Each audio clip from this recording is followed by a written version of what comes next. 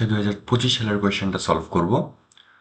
তো সর্বপ্রথম যে কোয়েশ্চেনটা আছে দেখো, এই কোয়েশ্চেনে বলা হয়েছে একটা ফিগার দেওয়া আছে, ফিগার দেওয়ার পর এখানে বলছে যে গ্রিড পদ্ধতি ব্যবহার করে এই পুরো ক্ষেত্রটা এ A B C D E F G এই ক্ষেত্রটার ক্ষেত্রফল নির্ণয় করতে এবং পরবর্তীতে অন্য কোনো জিওমেট্রিক ওয়েতে এটার ক্ষেত্রফল নির্ণয় করে দুটার তুলনা করার জন্য। ঠিক আছে, তো সর্বপ্রথম হচ্ছে আমাদের এই যে এইটা হচ্ছে আমাদের এরিয়া, আমাদের ক্ষেত্রটা,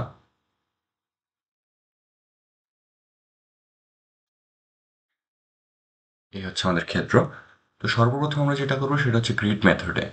ঠিক আছে, গ্রিড পদ্ধতিতে ম্যাথটা কিভাবে করে, তো গ্রিড পদ্ধতিতে আমরা যেইগুলো হচ্ছে ফিল আপ একবারে কমপ্লিট বক্স আছে এগুলোকে হচ্ছে আমরা 1 ইউনিট ধরবো, মানে একটা বক্স ধরবো। আর যেগুলো ইনকমপ্লিট আছে সবগুলোকে আমরা হাফ ধরবো। ঠিক আছে, দেখো সবগুলো কিন্তু এখানে হাফ মনে হচ্ছে না, আপাত দৃষ্টিতে আমরা বুঝতে পারতেছি যে সবগুলো হাফ না, যেমন এটা হচ্ছে হাফের থেকে কম, আবার এটা হচ্ছে হাফের থেকে বেশি। বাট সবগুলোকে আমরা কম বেশি হচ্ছে হাফ ধরবো, তাহলে হচ্ছে পরবর্তীতে একটা অ্যাভারেজ রেজাল্ট আমরা পাবো। ঠিক আছে, এখন গ্রিড পদ্ধতিতে আমরা সর্বপ্রথম হচ্ছে আমাদের ফুল যতগুলো বক্স আছে ওইটা বের করতে হবে এবং হাফ ফিল যতগুলো বক্স আছে ওইটা আমাদের বের করতে হবে। আচ্ছা, তো সম্পূর্ণ বক্স আছে কয়টা আমাদের এখানে?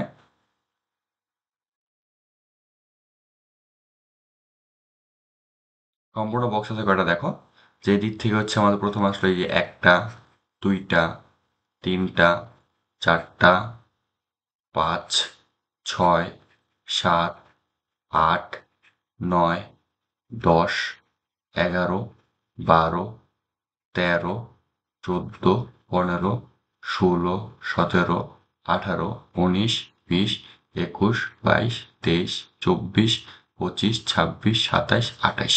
আচ্ছা, সম্পূর্ণ বক্স আছে এখানে আমাদের 28টা। ঠিক আছে, 28টি আছে কমপ্লিট বক্স। আর অর্ধ সম্পূর্ণ আছে কতগুলা, বা অসম্পূর্ণ যেগুলো আছে, অসম্পূর্ণ বক্স আছে কয়টা?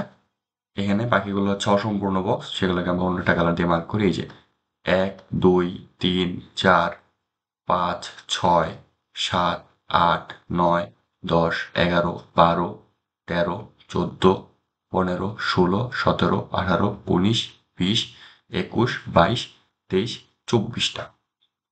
ঠিক আছে, আমার অর্ধসম্পূর্ণ বক্স আছে এখানে 24টা। অসম্পূর্ণ বক্স আছে, এগুলাকে আমরা হচ্ছে অর্ধসম্পূর্ণ ধরে নিব।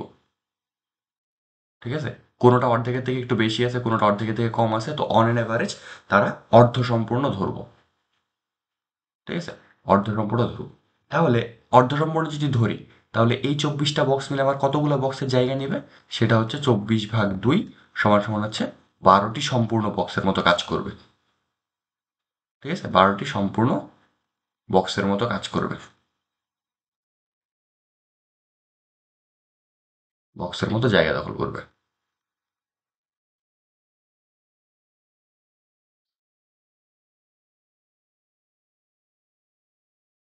আচ্ছা, তাহলে আমার সম্পূর্ণ বক্স কয়টা, তাহলে টোটাল সম্পূর্ণ বক্স কয়টা মোট?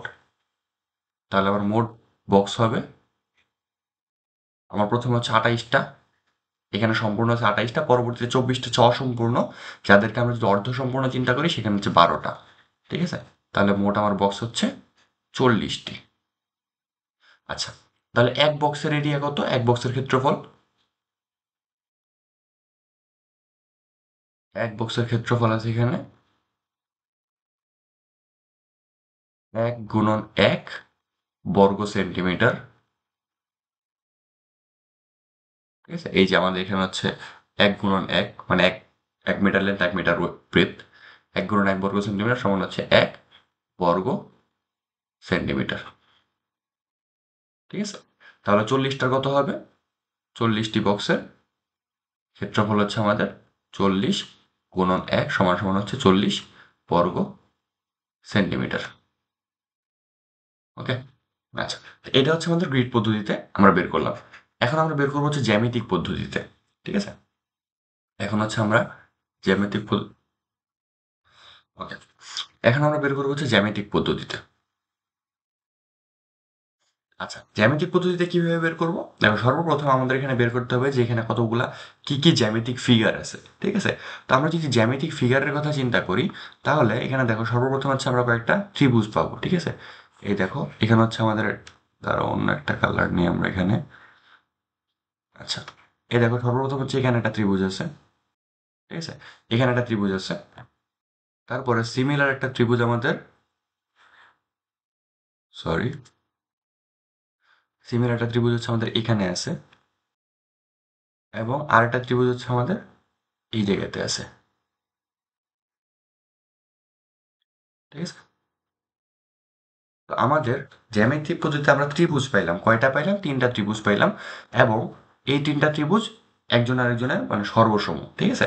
তো এখানে দেখো আমাদের মোট ত্রিভুজ আছে তিনটা, তিনটি ত্রিভুজ, এটা কি একজন আরেকজনের সমান বা সর্বসম, ঠিক আছে?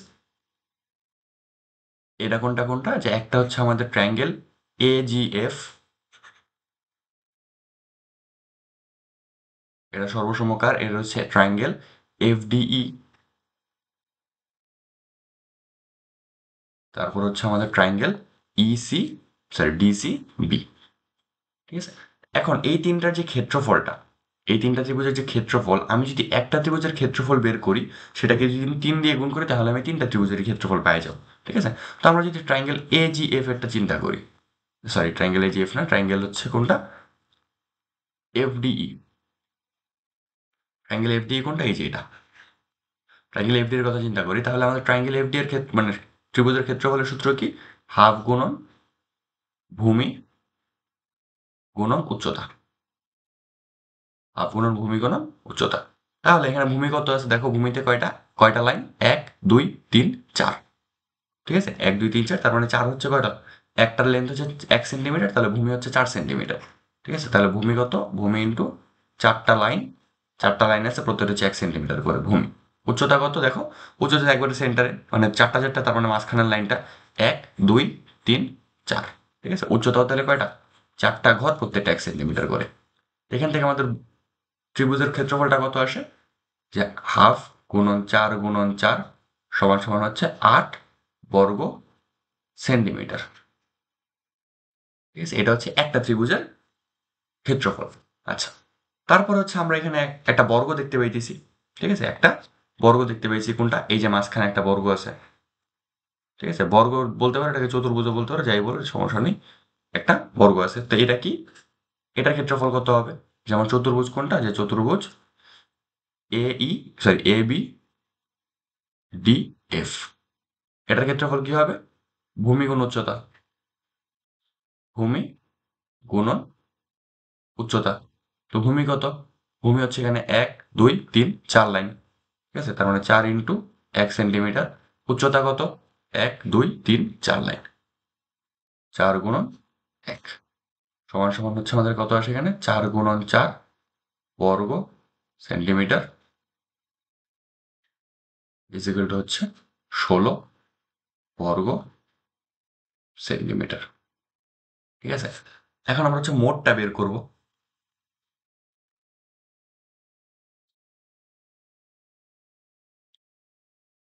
আচ্ছা, এখন হচ্ছে আমরা বের করব মোট ক্ষেত্রফল। এটা কোনটা, এই জিওমেট্রিক পদ্ধতিতে আমরা বের করতেছি মোট ক্ষেত্রফল কয়টা। এই যে ত্রিভুজ আছে, ত্রিভুজটায় 3 গুণ, ঠিক আছে? তিনটা ত্রিভুজ, তার জন্য এটা 3 গুণ, মানে হচ্ছে 3 × 8 প্লাস এই যে আমার যে স্কোয়ার আছে, স্কোয়ারটা এখানে যোগ, ঠিক আছে? এই যে পুরো ত্রিভুজ আছে তিনটা, এই যে তিনটা ত্রিভুজ, এই তিনটা ত্রিভুজের 3 গুণ, মানে একটা ত্রিভুজের 3 গুণ করে আমরা ত্রিভুজের ক্ষেত্রফল বের করলাম, তারপরে মাঝখানে হচ্ছে কি, স্কোয়ারের ক্ষেত্রফলটা বের করলাম। সেটা কত হবে তাহলে, 3 × 8 = 24 প্লাস 16 = 40 বর্গ সেন্টিমিটার, বর্গ সেন্টিমিটার, ঠিক আছে? তারপর আমি দুইটা জায়গায় কি পাইলাম, সিমিলার আনসার পাইলাম। তো গ্রিড পদ্ধতিতে দেখা যায় যদি এরকম, মানে এখানে তো সুন্দর মতো হচ্ছে মিলে গেছে সবকিছু, স্বভাবত দেখা যায় গ্রিড পদ্ধতিতে আমরা একটা অ্যাজাম্পটেড রেজাল্ট পাই, যে যেটা হচ্ছে কাছাকাছি হয়। বাট এখানে হচ্ছে যেহেতু আমাদের ফিগারটা খুবই সুন্দরভাবে তো দেওয়া হয়েছে, এর জন্য হচ্ছে কমপ্লিটলি মিলে গেছে। বাট গ্রিড পদ্ধতিতে সব একবারে কমপ্লিটলি মিলবে এরকমও না। অনেক সময় দেখা যায় যে একটু বেশিও হইতেছে, একটু কম হইতেছে। কারণ দেখো, আমরা সব হচ্ছে হাফ ধরছি, বাট সব তো এখানে হাফ না, কোনোটা বেশি আছে, কোনোটা কম আছে। সো এখানে হচ্ছে এরা দুইটা মিলে ব্যালেন্স করে ফেলছে। বাট অনেক জায়গা হইতে পারে যেখানে হচ্ছে যে হাফের আমরা হাফ ধরছি, বাট বেশিরভাগই আছে এখানে হচ্ছে একটু হাফের থেকে বেশি। তখন আমাদের ক্ষেত্রফলটা দেখা যাবে একটু কম আসছে, মানে যেটা অরিজিনাল ক্ষেত্রফল তার থেকে একটু কম আসছে। ঠিক আছে? আচ্ছা, এখন আমরা যাবো হচ্ছে আমাদের সেকেন্ড ম্যাথে। আমাদের সেকেন্ড ম্যাথে বলছে এক্স ওয়াই জেড চলক বিশিষ্ট একটি রাশি লেখো যেখানে কোনো চলকের সহগ শূন্য হতে পারবে না। ঠিক আছে? উক্ত রাশি হতে এই ভ্যালুটা বিয়োগ করতে বলছে। ঠিক আছে? তো সর্বপ্রথম হচ্ছে আমরা যে কোনো একটা রাশি লিখি, যে ধরি রাশিটি আমাদের বলছে এক্স ওয়াই জেড চলক বিশিষ্ট এবং কোনো শূন্য হইতে পারবে না সহগ, তো আমরা যে কোনো কিছু দিতে পারি। মনে করো আমরা হচ্ছে সবগুলোকে হচ্ছে 5x plus 5y plus 5z দিলাম। এটাই দেওয়া লাগবে এমন কোনো কথা নাই, তুমি যে কোনো কিছু দিতে পারো এখানে, এক্সেপ্ট জিরো। জিরো বাদ দিয়ে তুমি যে কোনো কিছু দিতে পারো। তাহলে এখন আমাদের রাশিটা বিয়োগ করতে হবে। কত থেকে বিয়োগ করতে হবে? তাহলে আমাদের বলছে যে আমাদের যে রাশিটা মানে হচ্ছে 5x plus 5y plus 5z। এখান থেকে আমাদের রাশিটা বিয়োগ করতে হবে কোনটা? 7z। এখন 7z কার সদৃশ পদ? 7z হচ্ছে 5z এর সদৃশ পদ। ঠিক আছে? 7z হচ্ছে আমাদের 5z এর সদৃশ পদ। 4y হচ্ছে আমাদের এখানে 5y এর সদৃশ পদ। আর 2w এখানে আর কোনোটাতে আছে নাই, একবারে শেষে আমি নিয়ে যাব। 2w -2w আর কি। যে এখন সদৃশ পদ আমরা কিভাবে বের করব? সদৃশ পদ মিলানোর দুইটা পদ্ধতি আছে। সদৃশ পদ আমরা দুইটা শর্ত যদি খেয়াল করি তাহলে সদৃশ পদ ইজিলি মিলাইতে পারবো। একটা হচ্ছে যে চলকের আক্ষরিক সহগ একই হইতে হবে। আক্ষরিক সহগ সেম হইতে হবে।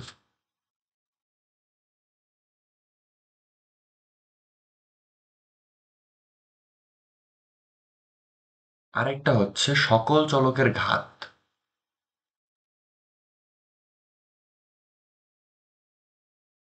সকল চলকের ঘাত বা সূচক সেম হইতে হবে।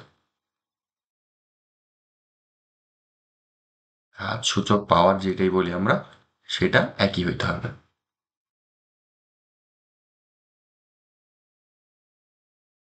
আচ্ছা, এখন হচ্ছে এটা হচ্ছে আমরা একটু এদিকে নিয়ে এসে আমাদেরকে সেটা বিয়োগ করতে হবে এখান থেকে। তো বিয়োগের ক্ষেত্রে আমরা জানি কি, বিয়োগের ক্ষেত্রে অলওয়েজ কি হয়ে যায়, আমার যে চিহ্নগুলো আছে এগুলা চেঞ্জ হয়ে যাবে। যেহেতু আমি বিয়োগ করতেছি, এর জন্য আমার যেটা প্লাস আছে এটা মাইনাস হয়ে যাবে, যেটা প্লাস আছে এটা মাইনাস হয়ে যাবে, যেটা মাইনাস আছে এটা প্লাস হয়ে যাবে। ঠিক আছে? এখন হচ্ছে আমরা এটার বিয়োগটা শেষ করবো। বিয়োগ এখন 5x এর জায়গায় এখানে হচ্ছে কত? 5y -4y। ঠিক আছে? 5y -4y, তো 5y -4y করলে কি হয়? এই যে 5y -4y, তো এটাতে কি হয় আমরা জানি, সদৃশ পদের যোগ বিয়োগের সময় সহগের যোগ বিয়োগ হয়। ঠিক আছে? তার মানে এখানে ওয়াইটা কমন যাবে, আর 5 ওয়াই, সরি 5 -4, তাহলে আমাদের এখানে ভ্যালু হচ্ছে খালি ওয়াই। এখানে আমাদের থাকবে হচ্ছে খালি ওয়াই। তারপর হচ্ছে জেড এর ক্ষেত্রে জেড কি বলছে? 5 - 7z। 5z -7z, একই জিনিস, আমরা জেডটাকে কমন নিব, এখানে থাকবে 5 - 7। এখানে পরে দেখো কি হইতেছে, এখানে বিয়োগ হইতেছে। যেহেতু বিয়োগ চিহ্ন আছে তার মানে 5 আর 7-এর বিয়োগফল। 5 আর 7-এর বিয়োগফল হচ্ছে 2 এবং চিহ্ন হবে বড় সংখ্যার চিহ্ন। ঠিক আছে? 5 আর 7-এর বিয়োগফল হচ্ছে 2 আর চিহ্নটা বড় সংখ্যা। 7-এর চিহ্ন কি? এখানে হচ্ছে মাইনাস, তার মানে -2z। এখানে আমাদের ভ্যালু আসবে হচ্ছে -2z, এখানে আছে +2w। তাহলে আমাদের আনসার কি? আনসার হচ্ছে এখানে আমাদের 5x plus Y -2z plus 2w। সবার আনসারে সেম আসবে এটা না, তুমি যেই ভ্যালু ধরবা, তুমি এখানে যে রাশিটা নিবা, এই রাশিটার অনুযায়ী হচ্ছে তোমার এখানে আনসারটা আসবে। তো তুমি যেখানে আমাদের কাছে এই ফ্রিডমটা দিছে, তুমি যে কোনো একটা রাশি নিতে পারো, তখন তোমার তোমার ইচ্ছা মতো যেই রাশি যেই ভ্যালু মন চায় তুমি এখানে দিতে পারো, কিন্তু কোনো সহগ শূন্য দিতে পারবা না। ঠিক আছে? আচ্ছা, এরপর হচ্ছে আমাদের এই ম্যাথটা আসছে। এই ম্যাথটাতে দেখো কি বলছে, চিত্রে একটি চৌবাচ্চা আছে। চৌবাচ্চা বলতে হচ্ছে আমাদের পানিটা নিয়ে ধরে রাখা হয় এরকম কিছু। চিত্রে একটি চৌবাচ্চাতে কয়েকটি সমান স্তরে ভাগ করা আছে। তার মানে এই যে লেন্থগুলা, এই যে লেন্থগুলো এগুলো হচ্ছে কি সব ইকুয়াল, ঠিক আছে, সবগুলো সমস্তরে ভাগ করা হয়েছে। খালি চৌবাচ্চাটি পিয়াল 3 স্তরে পানি দ্বারা পূর্ণ করলো। তার মানে এই যে চৌবাচ্চাটা আছে এটাতে পিয়াল এসে কি করলো, এই যে আমার প্রথম 3 লেভেল সে পানি দিয়ে ভরে দিছে। ওকে, প্রথম 3 লেভেল পানি দিয়ে ভরে দিছে। আনিকা এসে আরো 2 স্তর পানি দ্বারা পূর্ণ করলো, তার মানে আনিকা আসার পর আরো 2 লেভেল সে কি করছে, পানি দিয়ে ভরে দিছে। আচ্ছা, এখন চৌবাচ্চাটি স্থানান্তর করার পর দেখা গেল ওজন অনেক বেশি, ঠিক আছে, মানে পানি ভরা অবস্থায় দেখা গেল ওজন অনেক বেশি। এর জন্য ফলে 3টি স্তরের পানি ফেলে দেওয়া হলো। তার মানে কি করছে, আমার এখান থেকে 3টা স্তরের পানি, মানে এই যে উপর থেকে এই যে একটা স্তর, 2টা স্তর, এই 3টা স্তরের পানি কি করছে, ফেলে দিছে। বুঝতে পারছো, 3টা স্তরের পানি ফেলে দেওয়া হয়েছে কারণ ওজন অনেক বেশি ছিল। এখন চৌবাচ্চাটি শতকরা কত অংশ পূর্ণ থাকবে, ঠিক আছে, শতকরা কত অংশ পূর্ণ থাকবে। তো শতকরা কি জিনিস, শতকরা হচ্ছে 100-র মাঝে ক্যালকুলেটেড হয়। কতর মাঝে, 100-এর মাঝে। আচ্ছা, তাহলে আমরা এখানে কিভাবে বের করবো যে আমার চৌবাচ্চাটি টোটাল ভাগ আছে কয়টা দেখো, 1 2 3 4 5 6 7 8 9 10, ঠিক আছে। তার মানে 10 ভাগের 10 ভাগের মাঝে পূর্ণ আছে, পূর্ণ আছে 2 ভাগ। যেহেতু শতকরা বলছে তাহলে আমরা ক্যালকুলেট করবো 100 ভাগের মাঝে কত ভাগ পূর্ণ আছে, ঠিক আছে। তো 1 ভাগের মাঝে পূর্ণ আছে কয় ভাগ, যেহেতু 10-এ যদি 2 থাকে একই কি থাকবে, অবশ্যই কম থাকবে। তাই 10 ভাগ, সরি 2 ভাগ 10 ভাগ। তার মানে 100 ভাগের মাঝে পূর্ণ থাকবে কয় ভাগ, এটা কি হবে, 100 তো অবশ্যই বেশি হবে, তার মানে গুণ, তার মানে 2 × 100 / 10 সমান সমান হচ্ছে 20 ভাগ। তার মানে আমার শতকরা কত, কত ভাগ পূর্ণ আছে, শতকরা 20 ভাগ পূর্ণ আছে, পূর্ণ আছে। এটাকে এইভাবে লেখা যায়, অথবা 20%, এটাও লেখা যায়, ঠিক আছে। এটা হচ্ছে আমাদের ঐকিক নিয়ম বা লেন্দি, একটু লেন্দি প্রসেস। তুমি আমরা যদি একবার শর্টে করতে যাই সেখানে কি হবে, যে শতকরা পূর্ণ আছে, শতকরা পূর্ণ আছে, এর জন্য আমরা সর্বপ্রথম করবো কি, যে আমার মোট ভাগ কয়টা আছে, মোট ভাগটা নিচে, পূর্ণ ভাগ উপরে, ঠিক আছে। তার সাথে যেহেতু শতকরা 100 গুণ, এবং এখানে হচ্ছে আমার 100 ভাগের 1 গুণ করব, ঠিক আছে, 100 ভাগের 1 গুণ করবো, তাহলে এই 100 আর 100 ভাগের 1 মিলে কি হয়ে যেতেছে, নিউট্রাল হয়ে যেতেছে, মানে 1 হয়ে যেতেছে। এবং পরবর্তীতে এটা কিসে কনভার্ট হয়ে যাবে, এটা আমাদের পার্সেন্টেজ চিহ্নতে কনভার্ট হয়ে যাবে। ওকে, তাহলে আমাদের এখানে কত আসে, পূর্ণ ভাগ হচ্ছে 2, মোট ভাগ হচ্ছে 10, তার সাথে 100 গুণ করলে সেই এরপর হচ্ছে সেটা পার্সেন্টেজ, ঠিক আছে। এখানে কত আসতেছে, তাহলে আমার এখানে 20%। তো আমরা যে কোনো একভাবে তো আমরা ম্যাথ করতে পারবো, ঠিক আছে। কিন্তু যদি এই শর্টকাট ইউজ করতে সমস্যা হয়, ফুল মেইন পরীক্ষা হচ্ছে ঐকিক নিয়মে করাটা বেটার, সেফ, ঠিক আছে। কারণ শর্টকাটে দেখা যাবে যে আমরা প্রেস লাগাই দেওয়ার সম্ভাবনা আছে, এই জন্য ঐকিক নিয়মটা সোজা অনেক। এরপরে ম্যাথটা, এই ম্যাথটা অনেক মানে কমপ্লিকেটেড বলতে একটু কমপ্লিকেটেড ম্যাথ। কারণ কি দেখো, আমাদের বলছে এবিসি ঘড়ি তিনটিতে যথাক্রমে 8 মিনিট, 10 মিনিট, 25 মিনিট পর পর অ্যালার্ম বাজে।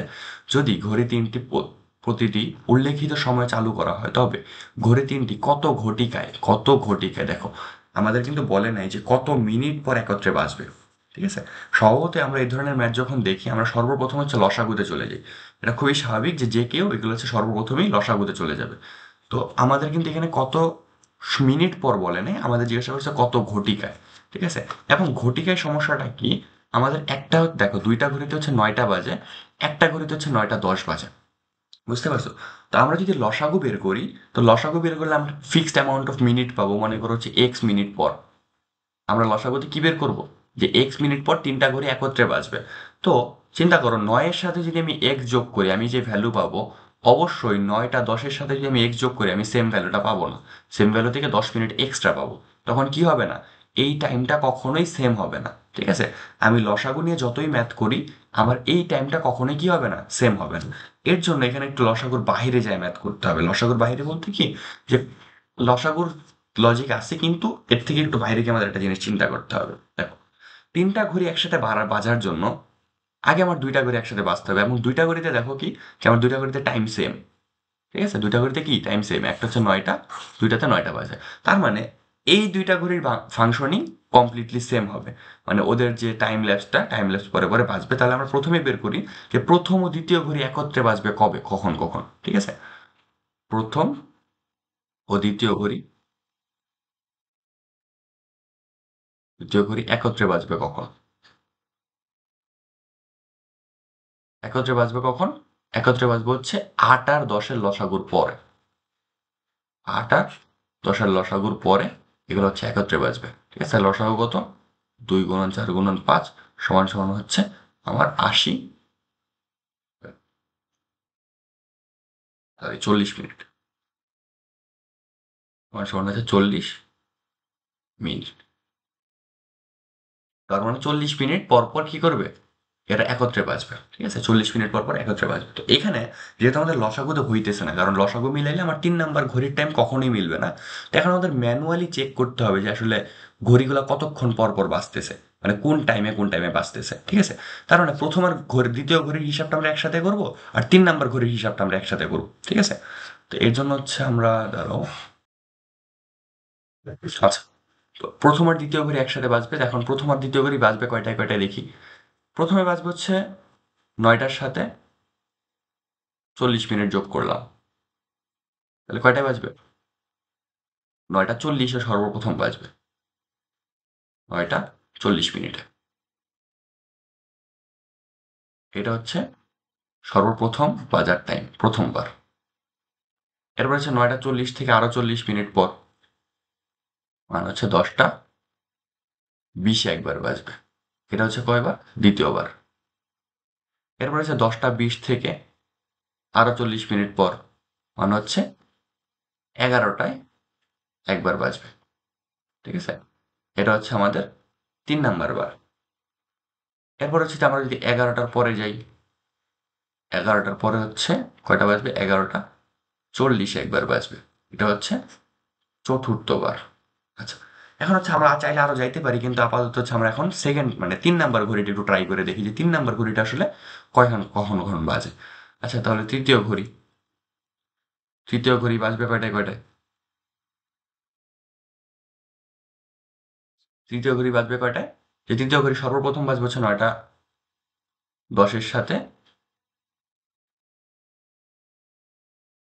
9টা 10-এর সাথে কয় মিনিট অ্যাড করতে হবে? 25 মিনিট অ্যাড করতে হবে। কারণ আমার কয়টা বাজবে? 9টা 35-এ সর্বপ্রথম বাজবে। ঠিক আছে, এটা হচ্ছে আমাদের প্রথমবার। দেখো 9টা 35-এর সাথে মিলে নাই। ওকে, এখন আমরা যাবো হচ্ছে এর পরেরটা। তার মানে 9টা 35-এর সাথে দ্বিতীয়বার বাজবে কয়টায়? এখানে হচ্ছে আমাদের 10টায়।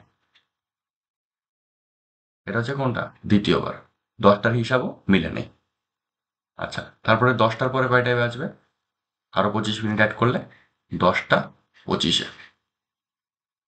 এটা হচ্ছে আমাদের তৃতীয়বার। ঠিক আছে, 10টা 25 থেকেও মিলে নাই, সেহেতু তাহলে আরো 25 মিনিট, মানে কয়টায়? 10টা 50। এটা হচ্ছে আমাদের চতুর্থবার। 10টা 50ও মিলে নেই। এখন আমরা এখনো কন্টিনিউ করছি, কারণ আমরা এখন 11টা 40 পর্যন্ত যাইনি। 11টা 40-এর পরে যদি মনে করো মিলে নাই, তারপর আমরা আরো চেক করলাম। ঠিক আছে, এখন আমরা 10টা 50-এ যেহেতু মিলে নাই, তো 10টা 50-এর পরে কখন যাবে? 11টা 15-তে। এটা হচ্ছে আমাদের পঞ্চমবার, এখনো মিলে নেই। তো 11টা 15-এর পরে আরো 25 মিনিট অ্যাড করলাম, এই দেখো আমাদের 11টা 40-এ মিলে গেছে। 11টা 40 আমাদের এই সি ঘড়িটা হচ্ছে ষষ্ঠবার বাজবে, আর প্রথম আর দ্বিতীয় ঘড়ি কম্বাইনলি হচ্ছে 4 নাম্বার বার বাজবে। ঠিক আছে, এখন আমরা এই কাজটা হচ্ছে প্রত্যেকটা ইন্ডিভিজুয়াল ঘড়ির জন্য করতে পারতাম, যে প্রথম ঘড়ি কয়টায় কয়টায় বাজে, দ্বিতীয় ঘড়ি কয়টায় কয়টায় বাজে, তৃতীয় ঘড়ি কয়টায় কয়টায় বাজে, এটা বের করি। বাট ওইটা হচ্ছে আমাদের জন্য আরো বেশি লেন্দি হইতো। ঠিক আছে, এই জন্য হচ্ছে আমরা প্রথম আর দ্বিতীয় ঘড়ি কম্বাইন করে ফেলছি। কারণ আমরা যদি আলাদা আলাদাও করি, অবশ্যই আমার প্রথম আর দ্বিতীয় ঘড়ি একসাথে বাঁচতে হবে। এবং প্রথম আর দ্বিতীয় ঘড়ির সাথে আমাদের কি লসাগু সূত্রটা মানতেছে তারা, কারণ সেম টাইমে আছে, সো তারা লসাগু হিসাবেই বাঁচবে। বাট তৃতীয় ঘড়িটা লসাগু মানতেছে না কেন? কারণ ওর হচ্ছে টাইমটা 10 মিনিট আগানো আছে। এর জন্য হচ্ছে আমাদের ম্যানুয়াল টাইম দেখতে হয়েছে। বাট যদি এরকম থাকতো যে সবার টাইমটাই সেম দেওয়া আছে, মানে 9টা বাজে, তখন আমরা অবশ্যই লসাগু দিয়ে করে ফেলতাম। ঠিক আছে, তো এখানে আমাদের এখানে এখন মিলল কোনটা? যে আমাদের এখানে হচ্ছে 11:40, আমাদের এখানে হচ্ছে 11:40, তার মানে আমাদের আনসার কত হবে? আনসার হচ্ছে 11:40 হচ্ছে তারা একত্রে বাজবে। ঠিক আছে, 11:40 ওকে। তারপর হচ্ছে আমাদের নেক্সট ম্যাথে কি বলছে, যে আরিশের হাতে 6 টুকরা কাগজ আছে, এগুলোতে সে সংখ্যা লিখলো কতগুলো। আচ্ছা, আরিশের লেখার সংখ্যাগুলোকে সংখ্যা রেখায় দেখাও।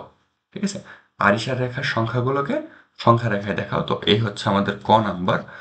নাম্বার হচ্ছে আমাদের সর্বপ্রথম আঁকতে হবে একটা সংখ্যা রেখা।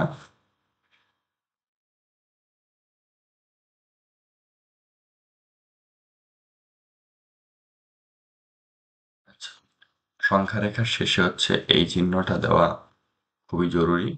আচ্ছা, এরপর হচ্ছে আমাদের এখানে দেখো, আমরা হচ্ছে এখন সংখ্যা রেখা তো আমি সব লিখবো না, কোন রেঞ্জ থেকে আমি স্টার্ট করবো। দেখো আমাদের মাইনাস পর্যন্ত গেছে, -9 পর্যন্ত, আর এখানে হচ্ছে 13 পর্যন্ত। ঠিক আছে, তো আমাদের মিডল থেকে স্টার্ট করতে পারি আমরা। এখানে হচ্ছে 0, দেন হচ্ছে 1 2 3 4 5 6 7 8 9 10 11 12 13 14 15। আচ্ছা, হচ্ছে এদিকে 1 2 3 4 5 6 7 8 9 10 11 12 13। আচ্ছা, এখানে আমি ম্যানুয়ালি দিলাম, তোমরা হচ্ছে পরীক্ষার হলে একটু স্কেল ইউজ করে একটু ইউনিফর্ম লেন্থে দিও। ঠিক আছে, কারণ আমি বলছি সংখ্যা রেখাগুলো প্রকাশ করার জন্য। তো প্রথম হচ্ছে আমাদের কত, 7। তো 7 হচ্ছে এখান থেকে যাব, এটা হচ্ছে 1 2 3 4 5 6 7। তো এটা হচ্ছে আমাদের একটা সংখ্যা।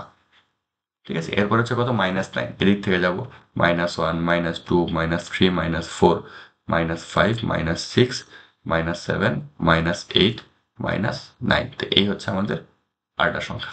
এরপর হচ্ছে 13। তো এইদিকে যাব, 7-এর পরে 8 9 10 11 12 13। তো এই হচ্ছে আমাদের 13। তাহলে হচ্ছে -6, এই হচ্ছে আমাদের -6। এরপর হচ্ছে -1, এই হচ্ছে আমাদের -1। দেন হচ্ছে 3, এই হচ্ছে আমাদের 3। ওকে, এরপর আমাদের নম্বর প্রশ্ন কি বলছে, আরিশের লেখা বৃহত্তম ক্ষুদ্রতম সংখ্যার মধ্যবর্তী দূরত্ব সংখ্যা রেখার মাধ্যমে নির্ণয় করো। ঠিক আছে, তো আমাদের এখানে সেম সংখ্যা রেখাটা আমরা আবার কপি করতে পারি।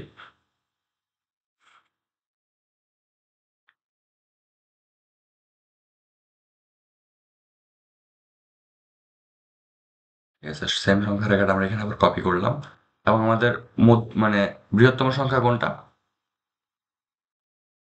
আমাদের বৃহত্তম সংখ্যা হচ্ছে সর্বডানের সংখ্যা। আমরা জানি যে ডানে গেলে হচ্ছে সংখ্যা বড় হয়, বামে গেলে সংখ্যা ছোট হয়। সর্বডানের সংখ্যা হচ্ছে আমাদের 13। ঠিক আছে, আমাদের ক্ষুদ্রতম সংখ্যা কোনটা? বামের সংখ্যা। ক্ষুদ্রতম সংখ্যা, ক্ষুদ্র সংখ্যা হচ্ছে এদিকে সর্বনিম্ন কত, -9। তো এদের মাঝখানের আমার কি বের করতে হবে? এদের মাঝখানে সংখ্যা রেখার মধ্যবর্তী দূরত্ব বের করতে হবে।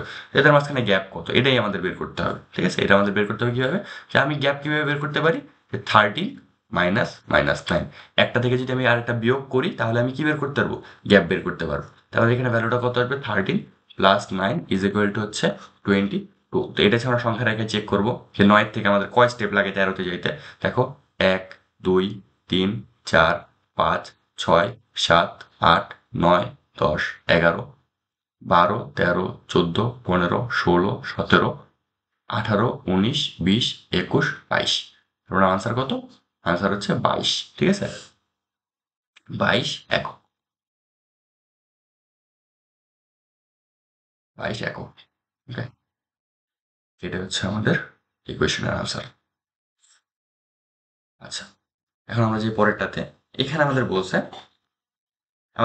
এটা হচ্ছে তথ্য উপাত্ত থেকে প্রশ্ন করছে। আমাদের বলছে বাংলাদেশ ক্রিকেট দলের এক ম্যাচের রান। ঠিক আছে, এক ম্যাচের রান কত? প্রথম ম্যাচে হচ্ছে আমাদের এখানে কত নিয়েছে, 15। পরের ম্যাচ, সরি, ক্রিকেট দলের এক ম্যাচের ওভারে, প্রথম ওভারে নিচে 15, দ্বিতীয় ওভারে নিচে কত, 3। এখানে হচ্ছে প্রত্যেক গ্রিডে হচ্ছে আমাদের কয়েক করে দেখাচ্ছে, 2 6 9। আচ্ছা, তো 2 গ্রিডে হচ্ছে আমাদের এখানে 3 দেখাইতেছে, বুঝছো?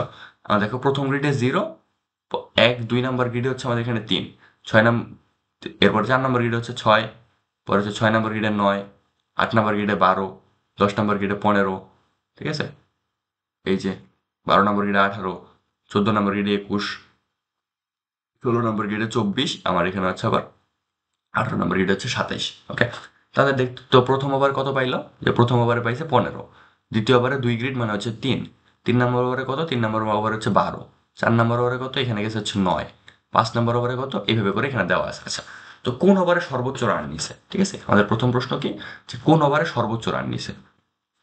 তো সর্বোচ্চ রান কোন ওভারে? আমাদের সবচেয়ে পিকে যেটা আছে, মানে আমাদের এই যে আমাদের গ্রাফটা, এটা সর্বোচ্চায় যেটা আছে, তার মধ্যে দেখো মানে আপাতত দৃষ্টিতে কোনটা কোনটা লাগতেছে, যে এইটা, এইটা আর এইটা, এই তিনটেই তো লাগতেছে। মানে এর ভিতরে আমরা মনে করো যে আর যদি চিন্তা নাও করি যে সর্বোচ্চ কোনটা কোনটা লাগতেছে, যে এইটা, এটা আর এটা, এখন আমরা দেখি কোনটাই কত। এটা হচ্ছে 15। ঠিক আছে, এটা কত? এটা হচ্ছে যদি আমরা যাই, এটা হচ্ছে আমাদের, এটা হচ্ছে খুব সম্ভবত সেকেন্ড লাইনে দিয়েছে, এটাও 15। ঠিক আছে, এরপর হচ্ছে এটা করতে, এটা গেছে হচ্ছে আমাদের 18-তে। ঠিক আছে, তার মানে এটা হচ্ছে আমাদের পিক লাইন। ঠিক আছে, আমাদের পিক লাইন কোনটা, পিক রান কোনটাতে? এই যে পিক রান হচ্ছে এটাতে। কোন নাম্বার ওভারে? 5 নাম্বার ওভারে। তো সর্বোচ্চ রান কোনটাতে করছে? 5 নাম্বার ওভারে করছে। ঠিক আছে, সর্বোচ্চ রান হচ্ছে কত? আমাদের এখানে হচ্ছে 18। সং এটা নিয়েছে কোন ওভারে? এই রান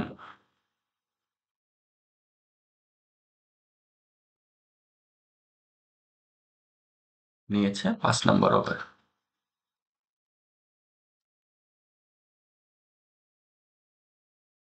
ওকে, এরপর হচ্ছে আমরা যাই নাম্বারে।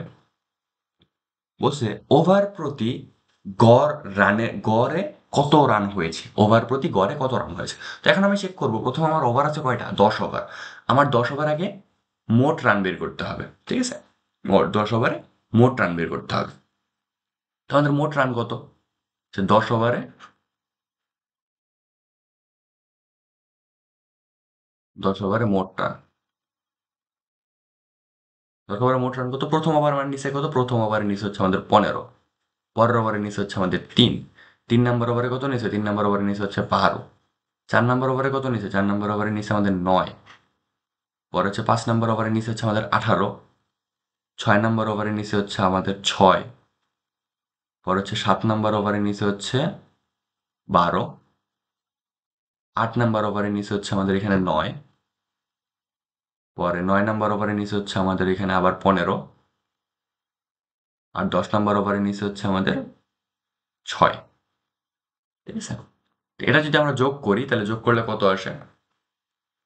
15 15 30।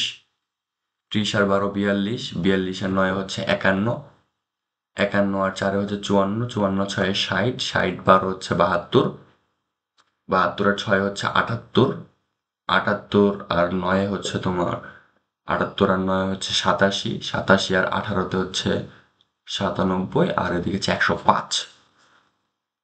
ঠিক আছে, যদি ভুল না করে থাকি, হচ্ছে 105 হওয়ার কথা। আচ্ছা, তো 105 হলে আমার এখানে গড় রান কত? গড় রান হচ্ছে মোট রান ডিভাইডেড বাই ওভার। মোট রান ডিভাইডেড বাই ওভার, তো মোট রান হচ্ছে আমাদের 105। ওভার হচ্ছে আমাদের এখানে 10টা। তার আমার গড় রান কত? 10.5। ঠিক আছে, গড় রান হচ্ছে আমাদের এখানে 10.5 রান পার ওভার। এটাই হচ্ছে আমাদের আনসার। ওকে, এটা হচ্ছে আমাদের আনসার। এখন আমরা যাবো হচ্ছে গ নাম্বারে। গ নাম্বারে বললো কি, যে আমাদের রানের গড়ের মধ্যক বের করতে। ঠিক আছে, রানের রানের উপাত্তগুলোর মধ্যক নির্ণয় করো। তো রানের উপাত্তগুলো আমরা সর্বপ্রথম লিখি। তো প্রথম ওভারে রান হচ্ছে 15, পরেরটাতে 3, পরেরটাতে 12, পরেরটাতে 9, পরেরটাতে 18, পরেরটাতে 6, এরপর হচ্ছে 12, 9, 15, 6। ঠিক আছে, আচ্ছা, এখন হচ্ছে মধ্যক বের করার জন্য আমরা কি করব? সর্বপ্রথম এদেরকে একটা অনুক্রমে সাজাইতে হবে, হয় ছোট থেকে বড়, নাহলে বড় থেকে ছোট। আমরা হচ্ছে ছোট থেকে বড় সাজাই। ঠিক আছে, ছোট থেকে বড় ক্রম। ছোট থেকে বড় ক্রম কত? 3। তারপর হচ্ছে এরপর হচ্ছে 6 আছে 2 বার। তো 6। 6-এর পর হচ্ছে 9 আছে 2 বার। 9। এরপর হচ্ছে 12 আছে হচ্ছে 2 বার। 15 আছে হচ্ছে 2 বার। এরপর হচ্ছে আমাদের 18 আছে হচ্ছে 1 বার। এটা হচ্ছে 1 2 3 4 5 6 7 8 9 10টা, ঠিক আছে? 10টা হচ্ছে আমাদের এখানে, এই হচ্ছে আমাদের তথ্য পদ্মগুলো, ঠিক আছে? পদ্মগুলো। এখন আমাদের মানে মধ্যক বের করার যে সূত্রটা, এখন আমাদের এখানে পদ সংখ্যা কয়টা? পদ সংখ্যা হচ্ছে 10টা, ঠিক আছে? পদ সংখ্যা 10টা। তো পদ সংখ্যা যদি জোড় হয় তাহলে মধ্যক নির্ণয়ের সূত্র একটা, পদ সংখ্যা যদি বিজোড় হয় তাহলে মধ্যক নির্ণয়ের সূত্র আরেকটা। এটা আমরা কম বেশি সবাই জানি, ঠিক না? আচ্ছা, পদ সংখ্যা হচ্ছে 10টা,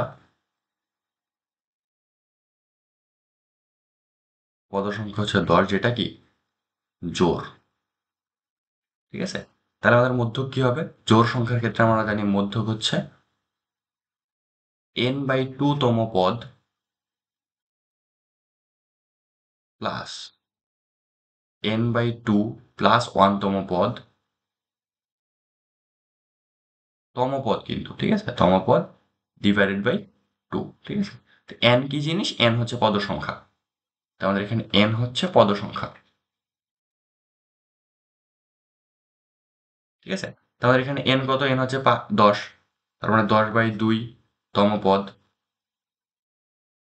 প্লাস 10/2 মান 10/2 প্লাস 1 তম পদ ডিভাইডেড বাই 2। 10/2 হচ্ছে 5, 5 নাম্বার পদ কোনটা? 1 2 3 4 5, 5 হচ্ছে 5 নাম্বার পদ হচ্ছে 9। আবার এখানে 5 প্লাস 1 মানে 6 নাম্বার পদ হচ্ছে আমাদের এখানে 12। যদি 2 দিয়ে ভাগ করি আমাদের এখানে কত আসে? 9 আর 12 যোগ করলে হচ্ছে আমাদের এখানে আসে 21, 21কে 2 দিয়ে ভাগ করলে হচ্ছে 10.5, ঠিক আছে? 10.5 হচ্ছে কি আমার আনসার। 10.5 হচ্ছে আমাদের সমপদের আনসার।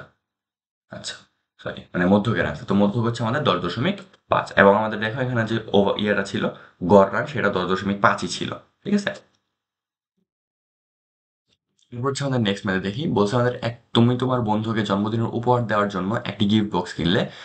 গিফট বক্সের দৈর্ঘ্য প্রস্থ উচ্চতা যথাক্রমে এত হতো, গিফটটি র্যাপিং করতে কতটুকু সর্বনিম্ন র্যাপিং পেপার লাগবে? এখন দেখো এটা হচ্ছে আমাদের একটা 3D অবজেক্টের, মানে একটা, ধরো আগে আমরা 3D অবজেক্ট চিন্তা করি। আচ্ছা, এই হচ্ছে আমাদের, মনে করো একটা 3D অবজেক্ট, ঠিক আছে? একটা 3D অবজেক্ট, 3D অবজেক্ট হলে এখন আমাদের বলছে দৈর্ঘ্য প্রস্থ উচ্চতাগুলো আমাদের এখানে দেওয়া আছে। এখান থেকে আমাদের বের করতে হবে কি যে র্যাপিং পেপার কতটুকু লাগবে। তো দৈর্ঘ্য কত দেওয়া? দৈর্ঘ্য মনে করো হচ্ছে আমাদের এখানে দেওয়া আছে কত, যে দৈর্ঘ্য হচ্ছে 22 সেন্টিমিটার, প্রস্থ হচ্ছে কত? প্রস্থ হচ্ছে আমাদের এখানে 12 সেন্টিমিটার, ঠিক আছে? আর উচ্চতা কত? উচ্চতা হচ্ছে আমাদের এখানে 8 সেন্টিমিটার। এখন র্যাপিং পেপার যখন আমি র্যাপ করব, আমি কিন্তু দেখো তোমাদের অনেকের মনে হইতে পারে যে আমি 12 25 আর 8 গুণ করে দিই হয়ে যাবে, বাট ওইটা হচ্ছে ভলিউম। ভলিউম মানে কি, যে ভিতরে কতটুকু জায়গা আছে। বাট র্যাপিং পেপার কিন্তু এটা দেখে না যে ভিতরে কতটুকু জায়গা আছে। র্যাপিং পেপার করবে কি, আমার প্রত্যেকটা সারফেস এরিয়া কাভার করবে, প্রত্যেকটা, এই যে উপরের যে পৃষ্ঠটা আছে, প্রত্যেকটা উপরের পৃষ্ঠ কাভার করবে। তার মানে আমার যে র্যাপিং পেপারের দৈর্ঘ্য, মানে এরিয়াটা কতটুকু, ক্ষেত্রফল কতটুকু হবে, আমার পুরা বক্সের যতগুলো সারফেস এরিয়া আছে, ঠিক আছে, টোটাল সারফেস এরিয়ার যোগফল হচ্ছে কি আমার র্যাপিং পেপারের ক্ষেত্রফল। তো এখন এই জিনিসটা যদি আমরা করি, আমরা যদি এটাকে ভাগ করি, মনে করো আমরা একটা ফ্রি হ্যান্ড ড্রয়িং করি, যে আমরা যদি একটা র্যাপিং বক্স খুলি, আমি টোটাল 6টা সারফেস পাই, ঠিক আছে? 6টা সারফেস পাই। মনে করো নিচের এটা হচ্ছে ভূমি, এই যেটা পাইলাম, এটা কত হবে? 22 12, ঠিক আছে? তারপর আমরা এই পোর্শনটা খুললাম, এই পোর্শনটা খুললে এখানে আসবে, ঠিক আছে? তাহলে এটা কত? 12, আর এখানে হচ্ছে 8। তারপর আমাদের এই পোর্শনটা খুললাম, এই পোর্শনটা খুললেও এদিকে আসবে, এদিকে হচ্ছে 12 আর এখানে হচ্ছে 8। তারপর হচ্ছে আমরা সামনের পোর্শনটা খুললাম, সামনের পোর্শন খুললে কি হবে? এদিকে হচ্ছে 22, এদিকে থাকবে হচ্ছে 8 উচ্চতা, সরি এদিকে না, এদিকে থাকবে হচ্ছে 8 উচ্চতা, এবং এদিকে খুললে এদিকেও সেম হবে, এদিকে হচ্ছে 22, এই পোর্শনটা থাকবে হচ্ছে 8 উচ্চতা, ঠিক আছে? এই হচ্ছে 5টা সারফেস। আর উপরের যে সারফেসটা আছে এটা কার সমান? এই যে ভিতরের সারফেসটারই সমান, ঠিক আছে? ভিতরের সারফেসটা ডাবল হবে। তাহলে আমার বের করতে হবে যে এটার পৃষ্ঠের ক্ষেত্রফল কত, ঠিক আছে? বক্সের পৃষ্ঠের ক্ষেত্রফল, বক্সের পৃষ্ঠের ক্ষেত্রফল, বক্সের পৃষ্ঠের ক্ষেত্রফল কত হবে? যে প্রথমে দেখো, এই যে আমাদের এখানে 12 × 22, প্রথম বক্সটা কত? 22 × 12। তো 22 × 12 বক্স কয়টা হবে? 22 × 12 হচ্ছে আমাদের এখানে দুইটা বক্স আছে, ঠিক আছে? 22 × 12 বক্স কয়টা আছে? দুইটা। আমাদের এখানে 22 × 12, এটার বক্স কয়টা আছে? এটার বক্স আছে দুইটা প্লাস, এরপরে কত? এই দেখো 22 × 12টা শেষ, তারপর হচ্ছে 12 × 8, 12 × 8, 12 × 8, 12 × 8-এর বক্স কয়টা আছে? 2টা। তার মানে 12 × 8-এর বক্স আছে হচ্ছে আমাদের 2টা, প্লাস 22 × 8 কয়টা আছে? 2টা। 22 × 8, সরি সবগুলো ইংলিশে লিখে এটা আবার বাংলায় লিখে ফেলছি, সরি। 22 × 8, এটার বক্স আছে কয়টা? 2টা, ঠিক আছে। তো এই হচ্ছে আমাদের, এটা হচ্ছে ম্যানুয়ালি করলে।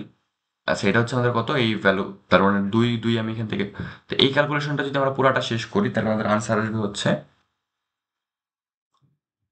এই পুরা ক্যালকুলেশনটা শেষ করার পর আমার এখানে আনসার আসবে হচ্ছে 1072 স্কোয়ার সেন্টিমিটার, ঠিক আছে। এটা হচ্ছে আমাদের বক্সের পৃষ্ঠের ক্ষেত্রফল, কত? 1072 স্কোয়ার সেন্টিমিটার, ঠিক আছে। আচ্ছা, এখন হচ্ছে আমরা তো এটা তো অ্যানালাইজ করে বের করলাম, তো এটা ফর্মুলা কি? ঠিক আছে, এটার হচ্ছে একটা ফর্মুলা আছে, সেটা কি? যে ঘনবস্তুর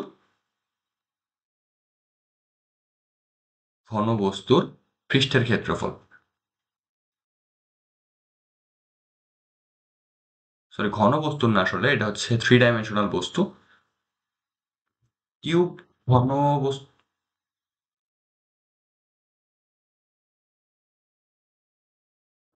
ঘনবস্তু না, এটা হচ্ছে ক্ষেত্রফল। এটা কত? যে 2 × a ×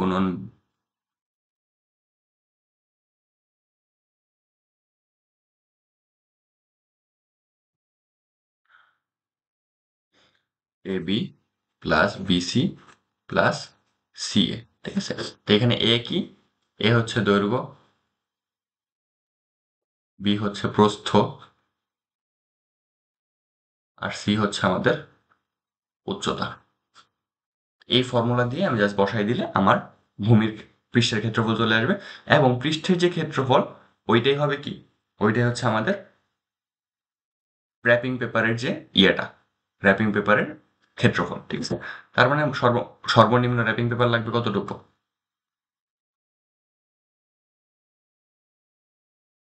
সর্বনিম্ন র্যাপিং পেপার লাগবে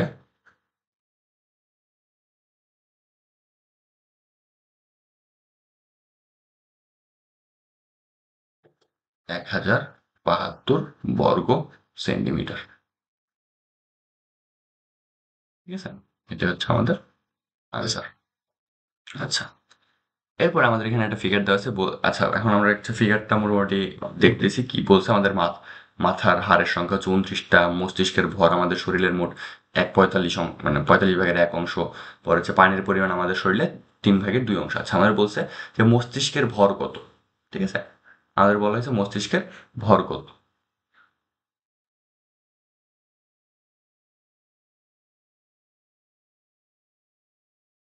বলা হয়েছে আমাদের মস্তিষ্কের ভর কত। এখন তোমার মস্তিষ্কের ভর কত কেজি, ঠিক আছে। তো এখানে হচ্ছে আমাদের ওজনটা দেওয়া নাই, তো ওজনটা হচ্ছে মানে আমাদের যে ওজনটা সেটা এখানে লিখে নিতে হবে। এখন এইসব জায়গায় তোমরা একটু মানে তোমার যে ওজনটা আছে সেটা এখানে দিবা। তো মনে করো আমার ওজন হচ্ছে ধরলাম, মানে আমরা একটা ওজন ধরে নিই, সেটা হচ্ছে কত, যে আমরা ধরলাম হচ্ছে 60 কেজি, ঠিক আছে। যেহেতু এখানে তোমার কথা বলছে, তুমি এখানে তোমার ওজন বা তোমার একটা অ্যাজাম্পশন, মানে তোমার যে ওজনটা আছে ওইটা দিয়ে তুমি এখানে করতে পারো, ঠিক আছে। আমাদের বলছে মস্তিষ্কের ওজন কত কেজি, তো আমাদের মস্তিষ্ক কি বলছে? মস্তিষ্কের ভর হচ্ছে আমাদের শরীরের 45 ভাগের 1 ভাগ। তার মানে মস্তিষ্কের ওজন কত হবে? মস্তিষ্কের ওজন হচ্ছে এখানে আমাদের 60-এর 45 ভাগের 1 ভাগ, ঠিক আছে। আমাদের এখানে বের করতে হবে 60 ÷ 45 কেজি। এটাকে হচ্ছে আমাদের একটু ছোট করতে হবে। তো ছোট যদি আমরা করি, আমাদের যদি 15 দিয়ে ভাগ করি, উপরে আসবে হচ্ছে 4, নিচে আসবে হচ্ছে 3, তো সমান সমান হচ্ছে এটা 1/3 কেজি, ঠিক আছে। এটা হচ্ছে আমাদের। আচ্ছা, এরপর হচ্ছে আমাদের খ নাম্বারে যাই। খ নাম্বার বলছে কি, যে মাথার হাড়ের সংখ্যা তোমার মোট হাড়ের সংখ্যার এত অংশ হলে তোমার শরীরে কতগুলো হাড় আছে, ঠিক আছে। নিকটবর্তী হাড়ের সংখ্যা হিসেবে বিবেচিত হবে। আচ্ছা, এখন দেখো আমাদের মোট হাড়ের সংখ্যা কি আমরা জানি? জানি না। তো মনে করি মোট হাড়ের সংখ্যা হচ্ছে এক্স, মনে করি মোট হাড় মোট হার আছে, সরি, মোট হার আছে এক্সটি, ঠিক আছে, মোট হার আছে এক্সটি। এখন প্রশ্ন মতে কি বলছে দেখো, আমাদের প্রশ্ন মতে বলছে আমার মাথার হারের সংখ্যা, ওকে, প্রশ্ন মতে বলছে মাথার হার কার সমান, তোমার মোট হার কয়টা ধরছি এক্স, এর মোট হার এর এত অংশ, কত অংশ, 7.1035 ভাগের এক অংশ, ঠিক আছে। আমার এখন বের করতে হবে কার সংখ্যা, মোট হারের সংখ্যা কয়টা, মানে এক্স এর মান বের করতে হবে, ঠিক আছে, এক্স এর মানটা আমাদের বের করতে হবে। এখন আমাদের মাথার হার কয়টা ছিল, 29টা, ঠিক আছে। তাহলে 29 ইজ ইকুয়াল টু এক্স, এর মানে কি, এর হচ্ছে গুণের কাজ হয় আমরা জানি, গুণ ইন্টু এক সমস্ত, 7.1035 এক, ঠিক আছে। আমি যদি এখান থেকে এক্স এর মান বের করতে চাই, তাহলে এটাই পাশে আছে, ওই পাশে এখানে ভাগ আকারে আছে, এখানে গেলে গুণ হয়ে যাবে। তার মানে 29 গুণন 7.1035, ঠিক আছে। এটা যদি আমরা ক্যালকুলেট করি,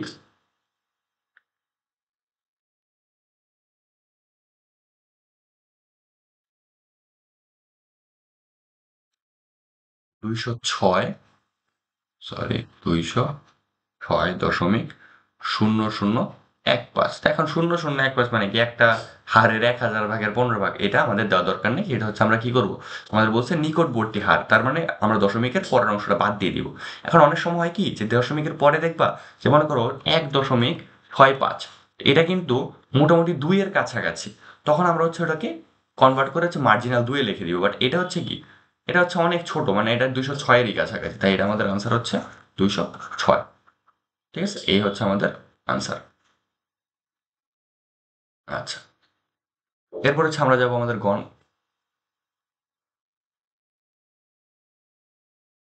আচ্ছা, এখন হচ্ছে আমরা যাবো আমাদের ঘ নাম্বার প্রশ্নে, সরি, গ নাম্বার প্রশ্ন বলছে কি, মোট পানি কত কেজি আছে। এখন পানি কি বলছিল দেখো, পানির পরিমাণ এখন দেখো এখানেই দেওয়া আছে সবকিছু, কি বলছে আমাদের পানির পরিমাণ, ঠিক আছে, পানির পরিমাণ, পানির পরিমাণ কি, তোমার মোট ভর কত ধরছিলাম আমরা, আমরা ধরছিলাম 60 কেজি, মোট ভর এর কত অংশ, 3/2 অংশ, ঠিক আছে। তো এখানে আমাদের 60-এর জায়গায় 60, এর জায়গায় আমরা জানি গুণ বসাইতে হয়, এর কাজ হচ্ছে গুণের মতো, 3/2 কেজি হবে পানির ওজন, ঠিক আছে। তাহলে এখানে কি, 3 দিয়ে যদি আমরা এটা কাটিয়ে যাই, 20 40 কেজি, ঠিক আছে। তো এই হচ্ছে আমাদের আনসার, ঠিক আছে। আমার শরীরে মোট পানি কত, পানি হচ্ছে 40 কেজি। আচ্ছা,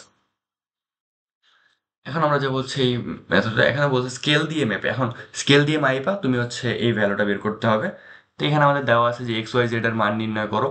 তো স্কেল দিয়ে ফার্স্ট অফ অল তোমার যে ফিগারটা আছে, ফিগার মানে প্রশ্নে যে ফিগারটা দাও, এটা হচ্ছে স্কেল দিয়ে মেজার করবা, এটা কত সে, এখন স্কেল দিয়ে মেজার করলে হবে কি, যে তুমি আইদার ইঞ্চিতে মেজার করতে পারো অথবা সেন্টিমিটারে মেজার করতে পারো, বাট যেহেতু আমরা হচ্ছে ইঞ্চি দিয়ে ম্যাথ কম করি, তোমরা ট্রাই করো হচ্ছে সেন্টিমিটারে মেজার করে, এবং সেন্টিমিটারে মেজার করলে তোমাদের জন্য জিনিসটা সুবিধা হবে, ঠিক আছে।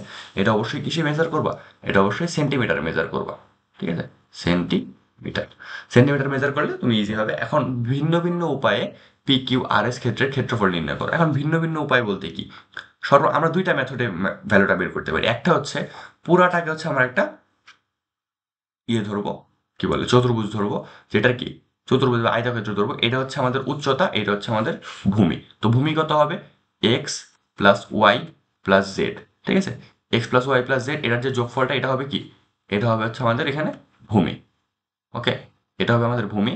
আবার এখানে কি হইতেছে দেখো, যে জেড ওয়াই আর এই লেন্থটা কত, আচ্ছা, এখানে আমাদের দেওয়া আছে PD is equal to QI, PD কোনটা, এই যে PD, PD is equal to হচ্ছে কিউআই, কিউ কোনটা, কিউআই, এই যেটা, তার মানে পিডির লেন্থ যদি এক্স হয়, তাহলে মানে কিউআই লেন্থ কত হবে, এক্সই হবে। তাহলে আমাদের এখানে উচ্চতাটা কত, উচ্চতাটাও দেখো এখানে কত আসতেছে, x plus Y plus z, ঠিক আছে, এটাও কি আমাদের এখানে হচ্ছে লম্ব বা উচ্চতা যেটা আমরা বলবো, ঠিক আছে, লম্ব বা উচ্চতা। এটা হচ্ছে আমাদের ফার্স্ট মেথড। তাহলে আমাদের ক্ষেত্রফল কত হবে, আচ্ছা, এখানে হচ্ছে আমরা এখানে লিখে দিই। তাহলে আমাদের এখানে প্রথম প্রথম পদ্ধতি প্রথম পদ্ধতি আমরা কি করলাম, পুরাটাকে আমরা একটা চতুর্ভুজ ধরলাম, তাহলে আমাদের এখানে ভূমি কত আসছে। আচ্ছা, আমি হচ্ছে চলক দিয়ে দেখাই দিতেছি, কিন্তু তোমরা কি করবা, এক্স ওয়াই জেড এর মানটা আগে বের করে নিবা। তো ভূমি আসছে আমাদের এক্স ওয়াই জেড, ঠিক আছে? আমার উচ্চতা কত আসছে? উচ্চতা আসছে আমার এখানে এক্স ওয়াই জেড। তাহলে আমাদের ক্ষেত্রফল কত আসবে? ক্ষেত্রফল যেমন আমরা জানি সেটা হচ্ছে কত? ভূমি গুণন উচ্চতা। তাহলে কত আসবে আমার এখানে? X plus Y plus Z গুণন X plus Y plus Z. তার মানে হচ্ছে আমাদের এখানে কি? X plus Y plus Z whole square. তো তোমার প্রথমে যে মেজারমেন্টটা করছো যে এক্স ওয়াই এর যে মানটা আছে এটা জাস্ট এখানে বসাই দিব আমরা, ঠিক আছে? এখানে হচ্ছে এক্স ওয়াই জেড এর মান বসি, মান যেটা তোমরা ক্যালকুলেট করে পাবা সেটা এখানে বসায় নিবা। ওকে, এরপর হচ্ছে আমাদের দ্বিতীয় পদ্ধতি কি? দ্বিতীয় পদ্ধতি কি, যে আমরা হচ্ছে ভাগ ভাগ করে মনে করো যে এটার এরিয়া বের করব, এটার এরিয়া বের করব, এটার এরিয়া বের করব, এইভাবে করে সবগুলোর এরিয়া বের করে যোগ করব, ঠিক আছে? তো আমরা চলো ইন্ডিভিজুয়ালি এরিয়াগুলো আগে বের করি। দেখো, আমরা যদি এই ফিগারটার কথা চিন্তা করি যে ফার্স্ট ফিগারটা, তাহলে কি হবে? এটা লেন্থ কত? লেন্থ হচ্ছে এক্স, ঠিক আছে? লেন্থ কত? লেন্থ হচ্ছে এক্স। ব্রেথ মানে এটা হচ্ছে ভূমি কত? ভূমি হচ্ছে এক্স। আর উচ্চতা কত? উচ্চতা হচ্ছে এখানে দেওয়া আছে, উচ্চতা হচ্ছে আবার এখানে এক্স, ঠিক আছে? ভূমিও এক্স, উচ্চতাও এক্স, তাহলে এটার ক্ষেত্রফল কত হবে? এক্স গুণন এক্স মানে হচ্ছে এক্স স্কোয়ার। আচ্ছা, এই ক্ষেত্রটার ভূমি কত? ভূমি হচ্ছে ওয়াই, উচ্চতা হচ্ছে কত? এক্স। তার মানে এটার ক্ষেত্রফল কত হবে? X y. এটার ভূমি হচ্ছে জেড, উচ্চতা হচ্ছে এক্স, তার মানে ক্ষেত্রফল কত হবে? Z x. আচ্ছা, এরপরটাতে আসি। এখানে ভূমি হচ্ছে এক্স, কোন জায়গা থেকে পাইলাম? এই যে এখান থেকে পাইলাম। ভূমি হচ্ছে এক্স, উচ্চতা কত? উচ্চতা হচ্ছে ওয়াই, তার মানে এটার ক্ষেত্রফল কত হবে? X y. এটার ভূমি হচ্ছে ওয়াই, উচ্চতাও ওয়াই, তার মানে এটার ক্ষেত্রফল হচ্ছে ওয়াই স্কোয়ার। এখানে এটার ভূমি হচ্ছে জেড, এটার উচ্চতা হচ্ছে ওয়াই, তার মানে এটার ক্ষেত্রফল হবে কত? Z y. এখানে দেখো আমাদের ভূমি কত? ভূমি হচ্ছে এক্স, উচ্চতা হচ্ছে জেড, তার মানে এটা কত হবে? Z x. এখানে আমাদের ভূমি হচ্ছে ওয়াই, থেকে পাইলাম? এই যে এখান থেকে পাইলাম। ভূমি হচ্ছে কি? ওয়াই। তো ভূমি হচ্ছে ওয়াই, উচ্চতা হচ্ছে জেড, তাহলে এটার ক্ষেত্রফল কত হবে? Y z. এখানে এটার ভূমি হচ্ছে জেড, উচ্চতাও কত? জেড, তার মানে এটা হচ্ছে কত? Z square. এখন পুরা এরিয়া যদি আমি খুঁজে বের করতে চাই, তখন আমাদের এখানে মোট ক্ষেত্রফল কত হবে? আমরা যদি মোট ক্ষেত্রফল চিন্তা করি, তাহলে সবগুলোর যোগফল, ঠিক আছে? তো সর্বপ্রথম কি আসতেছে আমাদের এখানে? X square. তারপর হচ্ছে আমাদের এখানে ওয়াই স্কোয়ার। তারপর হচ্ছে জেড স্কোয়ার। এখন মনে হয় তার এইভাবে কেন লিখতেছে, কারণ স্কোয়ার গুলাকে আমরা একসাথে রাখি, বাকিগুলোকে আরের সাথে রাখি, দেখতে সুন্দর লাগে। এরপর হচ্ছে x y plus x y plus z x, ঠিক আছে? তারপর হচ্ছে ওয়াই, আবার এক্স ওয়াই, এরপর হচ্ছে আবার জেড ওয়াই প্লাস এখানে হচ্ছে আমাদের জেড এক্স, আর হচ্ছে এখানে আমাদের y z plus y z. এখন এখানে দেখো স্কোয়ারগুলো তো ঠিকঠাক মতো আছে, x square y square z square, কিন্তু আমাদের যে এক্স ওয়াই এখানে একটা আছে, আবার এখানে একটা আছে, টু এক্স ওয়াই, ঠিক আছে? টু এক্স ওয়াই যোগ করে জেড এক্স এখানে একটা আছে, এখানে একটা আছে, তার মানে টু জেড এক্স। আবার ওয়াই জেড এখানে একটা আছে, এখানে একটা আছে, তার মানে টু ওয়াই জেড, অথবা জেড ওয়াই যেটাই লেখো, টু জেড ওয়াই, ঠিক আছে? তো এখান থেকে আমরা দুইটা কমন নিতে পারি বাহিরে, তার মানে x square plus y square plus z square. দুই যদি আমি এখান থেকে কমন নিই, ভিতরে থাকে হচ্ছে x y plus z x plus z y. এটা হচ্ছে আমাদের এই যে এই জিনিসটার একটা ফর্মুলা স্বরূপও কাজে লাগে এটা, ঠিক আছে? এর পরবর্তী আমরা ক্ষেত্রফল কিভাবে বের করবো? জাস্ট এখান থেকে আমরা কি করবো? এক্স ওয়াই জেড এর মান বসাবো, এক্স ওয়াই জেড এর মান, এক্স ওয়াই জেড এর মান বসালে আমাদের এখানে ক্ষেত্রফল চলে আসবে। এই দুই মেথডে আমরা এখানে ক্ষেত্রফল বের করবো। আচ্ছা, এখন আমাদের এখানে বলছে যে প্রথমে আমাদের এখানে একটা প্যাটার্ন দেওয়া আছে, প্যাটার্ন দেওয়ার পরে বলছে কি যে ষষ্ঠ প্যাটার্নটা তোমার খাতায় তৈরি করো, ঠিক আছে? কি বলছে? ষষ্ঠ প্যাটার্ন খাতায় তৈরি করো। তো ফার্স্ট প্যাটার্ন কি জিনিস দেখো, ফার্স্ট প্যাটার্নটা কি হইতেছে? একটা বক্স একটা বক্স। এক নাম্বার প্যাটার্নে এদিকে একটা এদিকে একটা, দুই নাম্বার প্যাটার্নে এদিকে দুইটা এদিকে দুইটা, তিন নাম্বার প্যাটার্নে এদিকে তিনটা ওইদিকে তিনটা। তাহলে আমি এখানে অলরেডি বুঝে গেছি যে চার নাম্বার প্যাটার্ন, ছয় নাম্বার প্যাটার্নে কি হবে? ছয় নাম্বার প্যাটার্ন হবে যে ছয়,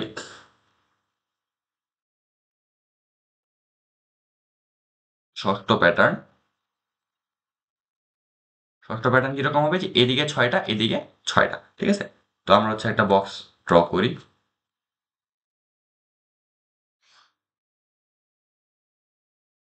বক্স ড্র করার পরে এদিকে আমার এদিকে বক্স হবে 6টা। আচ্ছা, আমি এখানে ফ্রি হ্যান্ড ড্র করতেছি, তোমরা হচ্ছে পরীক্ষায় স্কেল দিয়ে ড্র করো।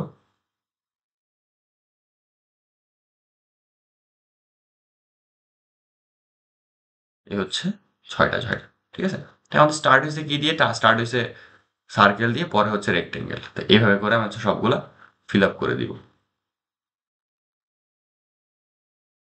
Sorry, alternatives.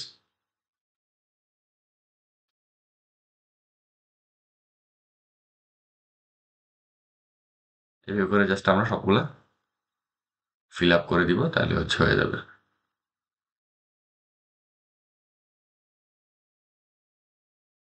একটু টাইম কনজিউমিং, বাট করতে হবে এটা আমাদের পুরাটা।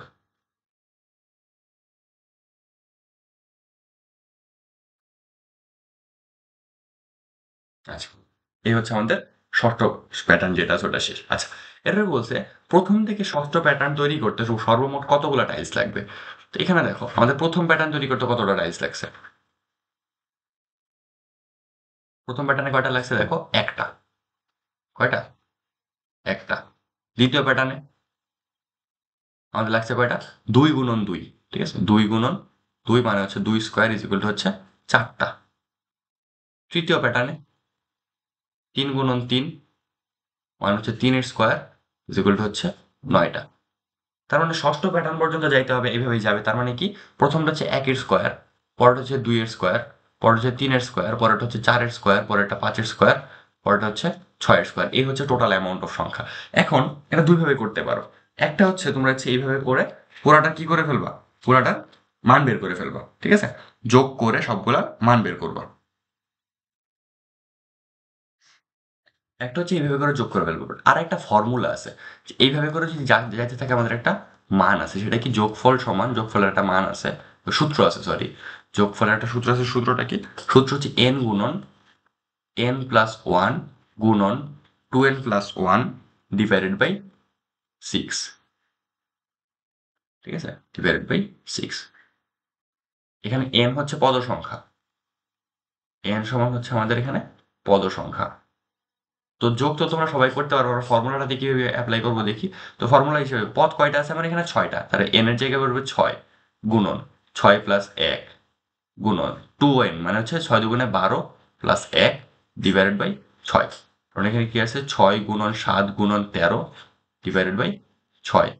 6 6 কাটা, ঠিক আছে।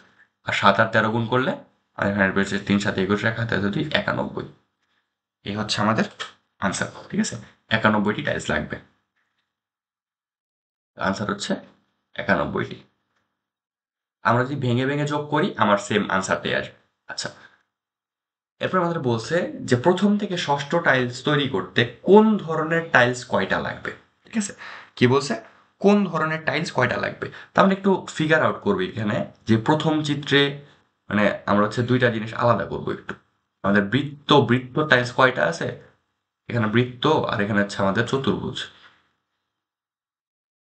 যেমন এখানে বৃত্তের টাইলস কয়টা আছে প্রথম ইতে, মানে আর চতুর্ভুজের টাইলস কয়টা করে আছে। তো প্রথম ফিগার, আমার বৃত্ত টাইলস কয়টা আছে, একটা। দ্বিতীয় ফিগার, আমার বৃত্তের টাইলস কয়টা আছে, দুইটা। 3 নাম্বার ফিগার, আমার বৃত্তের টাইলস কয়টা আছে, 5টা, ঠিক আছে। এখানে চতুর্ভুজে প্রথম টাইলসে বৃত্তের টাইলস কয়টা আছে, সরি চতুর্ভুজের টাইলস কয়টা আছে, 0টা। দ্বিতীয়টাতে চতুর্ভুজ আছে হচ্ছে 2টা। তৃতীয়টাতে চতুর্ভুজ আছে কয়টা, 4টা। এভাবে করে আমার হচ্ছে ম্যানুয়ালি বের করা সম্ভব না, একটু মানে একটু প্যারা। ষষ্ঠ টাইলস পর্যন্ত করতে গেলে আমাদের ঝামেলা হবে। তো আমাদের এখানে একটা কি বলা যায়, একটা কমন জিনিস আনতে হবে, যে আমাদের আসলে এখানে ট্রেন্ডটা বের করতে হবে, যে ওরা আসলে কিভাবে করে বাড়তেছে বা কমতেছে, কি হইতেছে এই জায়গায়, ঠিক আছে। ট্রেন্ডটা আমাদের দেখলে আমরা মনে করি বৃত্তের কথা যে চিন্তা করি, দেখো এই যে 2 নাম্বারে জিনিসটা সেম আছে না একটা, ঠিক আছে। বাট আমরা পরবর্তীতে যাবো আবার। এখন আমরা দেখবো হচ্ছে বিজোড়ের ক্ষেত্রে কি হইতেছে। বিজোড়ের ক্ষেত্রে যখন আমরা বিজোড় সংখ্যা মানে বিজোড় নাম্বারে আসি, যে 1 3, তখন বৃত্তাকারের যে বৃত্তাকারের যে সংখ্যাটা, সেটা দেখো, সেটা হচ্ছে মোট টাইলস প্লাস 1 ডিভাইডেড বাই 2 কিভাবে দেখো, এককে আমি কি লিখতে পারি, এক মানে হচ্ছে মোট টাইলস প্লাস এক ডিভাইডেড বাই 2 সমান সমান এক। পাঁচকে আমি কি লিখতে পারি, মোট টাইলস কয়টা আছে, আচ্ছা 9টা, প্লাস এক, এই যে সূত্রের এক ডিভাইড 2 সমান 5। তাহলে বিজোড়ের ক্ষেত্রে কি হইতেছে, আমার যে বৃত্তের এই ট্রেন্ডটা এটা আবার ফলো করতেছে। আবার জোরের ক্ষেত্রে এটা উল্টাটা, ঠিক আছে। জোরের ক্ষেত্রে কি করতেছে, জোরের ক্ষেত্রে হচ্ছে যখন বিজোড় থাকতেছে, মানে সরি চতুর্ভুজের ক্ষেত্রে, চতুর্ভুজের ক্ষেত্রে যখন আমাদের বিজোড় সংখ্যা মানে বিজোড় নাম্বার কোনটা কোনটা প্রথম দ্বিতীয়, তখন কি করতেছে, এটা হচ্ছে মোট টাইলস মাইনাস এক ডিভাইডেড বাই 2। দেখো শূন্যকে আমি কি লিখতে পারি, এক মোট টাইলস মাইনাস এক ডিভাইডেড বাই 2 সমান সমান শূন্য। 4 নাম্বারটা এই যে 3 নাম্বারে কি লিখতে পারি, মোট টাইলস হচ্ছে আমার এখানে 9টা, এই সূত্রের এক মাইনাস ইজ ইকুয়াল টু শূন্য, ঠিক আছে। এটা হচ্ছে বিজোড়ের ক্ষেত্রে বৃত্ত এবং চতুর্ভুজের অবস্থা, ঠিক আছে। এখন আমাদের জোরের ক্ষেত্রে তো বের করতে হবে, যে জোরের ক্ষেত্রে, এখন জোরের ক্ষেত্রে দুইটা হচ্ছে 50-50, ঠিক আছে। জোরের ক্ষেত্রে কি হইতেছে, দুইটা 50-50। দেখো জোরের ক্ষেত্রে এটা হচ্ছে অর্ধেক, ওইটা হচ্ছে অর্ধেক। সিমিলার আমরা যখন 6 নাম্বারের ক্ষেত্রে যদি আমরা চিন্তা করি, দেখো এই যে 6 নাম্বারের প্যাটার্নটা তোমার এখানে আছে, 1 2 3 4 5 6 7 8 9 10 11 12 13 14 15 16 17 18, 18টা হচ্ছে বৃত্ত। আর চতুর্ভুজ কয়টা, চতুর্ভুজ 18টা আছে, ঠিক আছে। তার মানে জোরের ক্ষেত্রে এটা কি হবে, অর্ধেক হয়ে যাবে, ঠিক আছে। তো এটা হচ্ছে জোরের ক্ষেত্রে, জোরের ক্ষেত্রে হচ্ছে আমাদের মোট ডিভাইডেড বাই 2। এটাও জোরের ক্ষেত্রে কি হবে, মোট ডিভাইডেড বাই 2, ঠিক আছে। এই হচ্ছে আমাদের অবস্থা। তো এখন আমাদের বের করতে হবে যে প্রত্যেকটা কয়টা করে লাগবে, ঠিক আছে। তো এখানে মনে করো আমরা হচ্ছে প্রথমে সার্কেলেরটা বের করবো, দেন হচ্ছে আমরা রেক্টেঙ্গেল মানে চতুর্ভুজেরটা বের করবো। তো বৃত্ত, বৃত্ত এখানে হচ্ছে আমাদের কি চতুর্ভুজ, চতুর্ভুজাকার টাইলস এটা। তো বৃত্তর টাইলস আমার প্রথম, আমাদের এখানে বের করবো কিভাবে, যে আমাদের প্রথমটাতে কতটুকু লাগছে, দ্বিতীয়টাতে কতটুকু লাগছে, তৃতীয়টাতে কতটুকু লাগছে, চতুর্থটাতে কতটুকু লাগছে, পঞ্চম, ষষ্ঠ। তো সিমিলার জিনিস হচ্ছে আমরা চতুর্ভুজের ক্ষেত্রেও বের করব।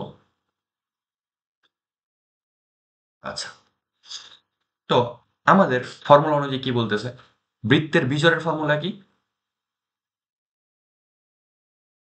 বৃত্তের বিজোড়ের ফর্মুলা হচ্ছে মোট প্লাস ওয়ান ডিভাইডেড বাই, মোট plus one divided by two.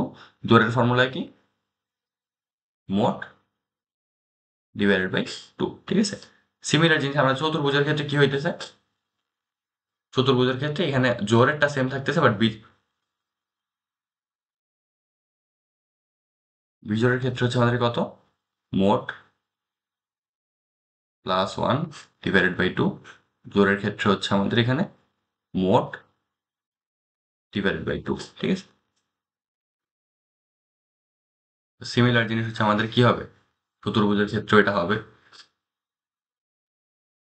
ঠিক আছে। চতুর্ভুজের ক্ষেত্রে খালি কি হবে, এখানে বিজোড়ের ক্ষেত্রে আমার এখানে প্লাস থাকবে, মানে মোট minus one divided by two হবে।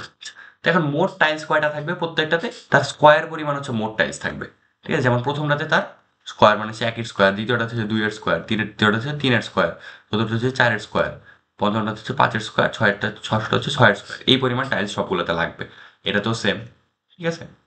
এটাকে আমরা মোটামুটি কম বেশি হবে এতক্ষণে বুঝে গেছি। আচ্ছা, তাহলে আমার এখানে বৃত্তাকার টাইলস কয়টা লাগবে প্রথমটাতে, মোট কয়টা, মোট হচ্ছে একের স্কোয়ার মাইনাস এক ডিভাইডেড বাই 2 সমান সমান এক। দুই নাম্বারে মোট হচ্ছে 2-এর স্কোয়ার, সরি মাইনাস এক না প্লাস এক, প্লাস এক ডিভাইডেড বাই 2 সমান সমান হচ্ছে 5টা। পর হচ্ছে 3-এর স্কোয়ার প্লাস এক ডিভাইডেড বাই 2, সরি ও আচ্ছা এটা তো জোর, খেয়ালই করিনি, এটা হচ্ছে আমাদের জোর। তো জোরেরটাতে কি হবে, যে মোট হচ্ছে কয়টা, 2-এর স্কোয়ার ডিভাইডেড বাই 2 সমান সমান হচ্ছে 4, এটা হচ্ছে আমাদের 5। এর 4 নাম্বার হচ্ছে জোর, তার মানে হচ্ছে 4-এর স্কোয়ার ডিভাইডেড বাই 2 সমান সমান হচ্ছে 8। 5 নাম্বার বিজোড়, তার মানে ফর্মুলা 5-এর স্কোয়ার প্লাস এক ডিভাইডেড বাই 2, তাহলে এখানে আসবে কত, 5-এর স্কোয়ার হচ্ছে 25 প্লাস এক 26, 26কে 2 দিয়ে ভাগ দিলে 13। 6 নাম্বার হচ্ছে জোর, তার মানে 6-এর স্কোয়ার ডিভাইডেড বাই 2 সমান সমান হচ্ছে 18। তাহলে আমার টোটাল কত, 1 plus 4 plus 5 plus 8 plus 13 plus 18। এখানে আমাদের যোগ করলে মোট আসবে হচ্ছে 49টি, সরি 49, যোগ করলে কত আসে, 5 5 10 18, 18 মানে 36।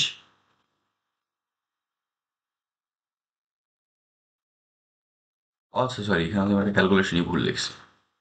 হ্যাঁ 2 হওয়ার কথা, তো আমি কি 2 দুগুণে 4 বা ডিভাইডেড বাই 2 সমান হচ্ছে 2, আমি ভুলে 4 লিখে ফেলছি। Sorry। তাহলে আমাদের এখানে মোট আসবে হচ্ছে আমাদের এখানে 47টা টাইলস, 47টি টাইলস। এখানে কত আসবে? আমাদের চতুর্ভুজে কি বলছে যে মোট বিজোড়ের ক্ষেত্রে মোট কত, 1 স্কোয়ার মাইনাস 1 ডিভাইডেড বাই 2 সমান সমান হচ্ছে 0। 2 স্কোয়ার এটা হচ্ছে বিজোড়, সরি জোড়, জোড়ের ক্ষেত্রে হাফ মানে হচ্ছে 2। বিজোড়ের ক্ষেত্রে আবার ওই formula, 3 square minus 1 divide by 2 সমান সমান হচ্ছে 4। জোড়ের ক্ষেত্রে আবার সেম, 4 স্কোয়ার ডিভাইড বাই 2 সমান সমান হচ্ছে 8। বিজোড়ের ক্ষেত্রে আবার same, 5 square minus 1 divide by 2 সমান সমান হচ্ছে 12। এখানে জোড়ের ক্ষেত্রে হচ্ছে আবার আমাদের এখানে সেম আসবে মানে হচ্ছে 18। তাহলে আমাদের মোট সংখ্যা কয়টা? 0 plus 2 plus 4 plus 8 plus 12 plus 18। তাহলে কত আসতেছে? আমাদের এখানে যোগ করলে এটা হচ্ছে 44টা। ঠিক আছে, 44টি টাইলস। এই হচ্ছে আমাদের আনসার। বৃত্তর লাগবে হচ্ছে 47টি আর চতুর্ভুজ লাগবে হচ্ছে 44টি। এই ধরনের ম্যাথগুলো হচ্ছে ক্যালকুলাসের জন্য অনেক ইম্পর্টেন্ট ম্যাথ, ঠিক আছে? এগুলো হচ্ছে আমাদের একটু বেশি বেশি করে যাওয়া উচিত। ওকে, তারপরে ম্যাথটা দেখি আমাদের কি বলছে। আমাদের প্রথমে আমাদের এখানে হচ্ছে মানে কি বলছে, 3টা ঘর আছে, 3টা ঘরে আমরা 3টা লিটার আমাদের লাগবে। রাইট, 3টা ঘরে আমাদের 3টা লিটার লাগবে, তো সেটা আমাদের এখানে বসাইতে হবে। ঠিক আছে, তো আমরা প্রথমে এখানে দেখি যে কি বলছে। এখানে বলছে একটি বর্ণ সঠিক কিন্তু বর্ণটি ভুল স্থানে। ঠিক আছে, তার মানে B D,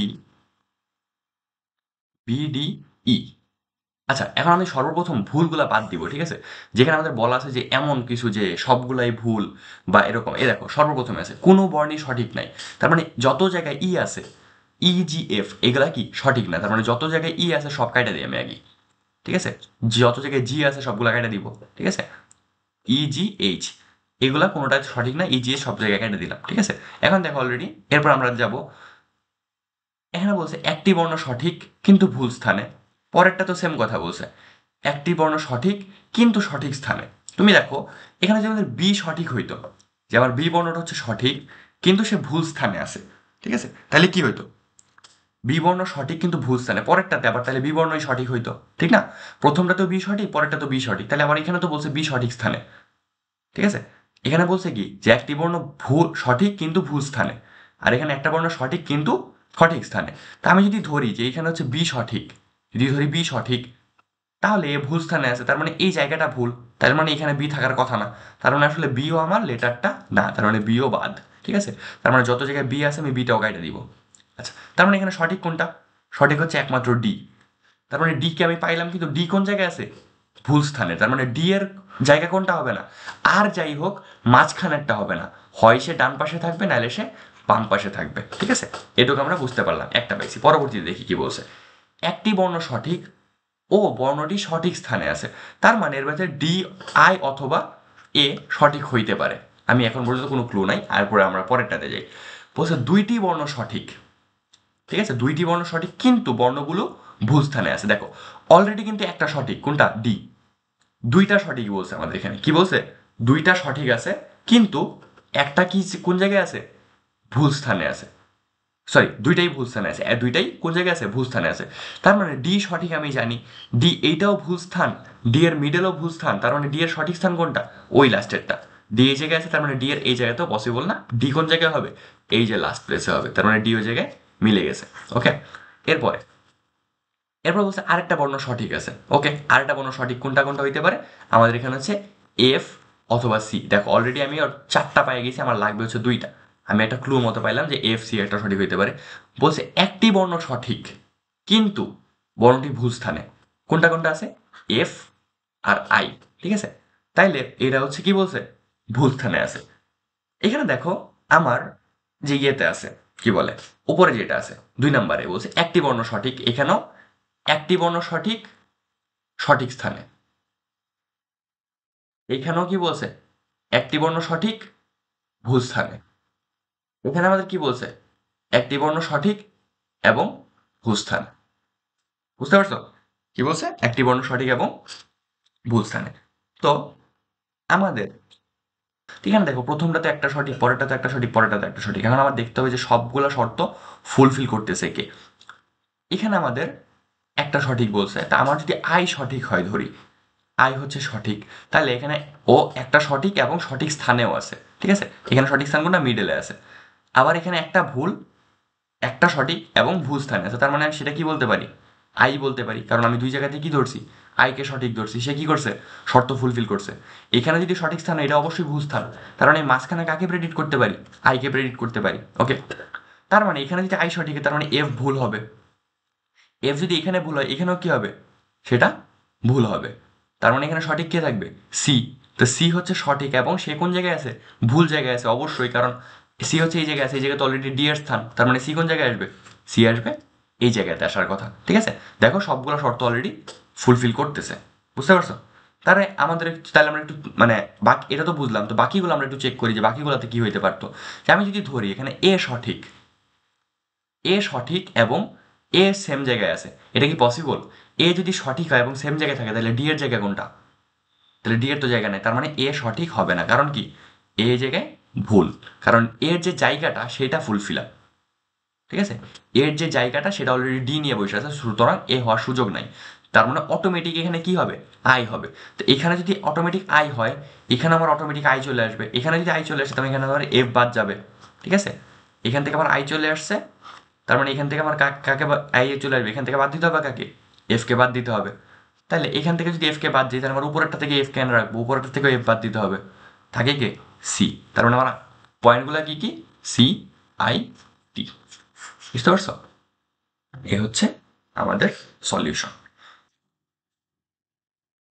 thank you all ফুল ক্লাসটা সম্পূর্ণ দেখার জন্য, এবং আমরা পরবর্তীতে আরো অন্যান্য বছরের যে প্রশ্নগুলো আছে ওগুলোর সমাধান ইনশাল্লাহ আমরা ক্লাসে পেয়ে যাব। এবং তোমাদের যে ক্লাসটা আছে এই ক্লাসের পিডিএফটা ইনশাল্লাহ তোমাদের ফেসবুক যদি দেখে থাকো তাহলে ফেসবুকের কমেন্ট বক্সে, আর ইউটিউবে দেখে থাকলে ইউটিউবের ডিসক্রিপশন বক্সে এটা লিঙ্ক দেওয়া থাকবে। Thank you.